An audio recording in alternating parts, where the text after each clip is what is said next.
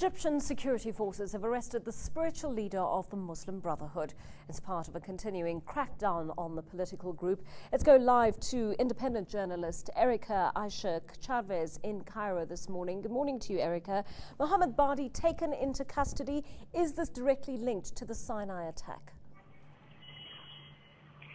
It is probably not directly linked. I don't think that they're blaming him for the Sinai episode. I believe that they're just arresting many people from the Muslim Brotherhood. He's one of countless people who've been arrested. They've been doing sort of citywide sweeps and arresting people who look as though they were in the Muslim Brotherhood just to interrogate them.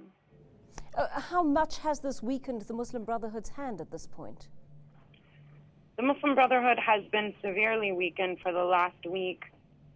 In fact, the state looks as though they're trying to set everything in motion to make them a banned organization as they were for a majority of their 75-year history here in Egypt. Well, at the same time, we know Hosni Mubarak has won an acquittal on a corruption charge. Does this necessarily mean he'll walk free? It does not necessarily mean that. They had previously said that he could go free on other charges and still kept him with new ones. But now is a very good time. If the state is going to set him free, it's an opportune moment because people are really distracted. They can't go out and protest like they would. And in fact, I don't know that there would be any sort of protest like would have happened a year ago if the state had decided to free him at that time. Having said that, Erica, he was almost singly the reason for the previous protests. He was the main figure that ignited them, Hosni Mubarak and his rule, as well as his administration. Now, don't you think if he is released at this point, this will just lead to further protests and violence?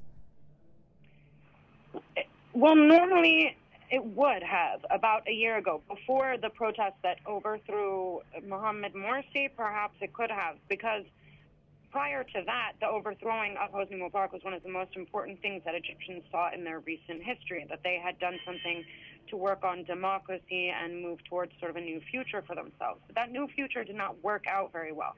The first year was under military rule without too many changes, and then 1 year under the Muslim Brotherhood with sweeping changes that gave them a large majority of power, and they saw was ready to Islamize the state.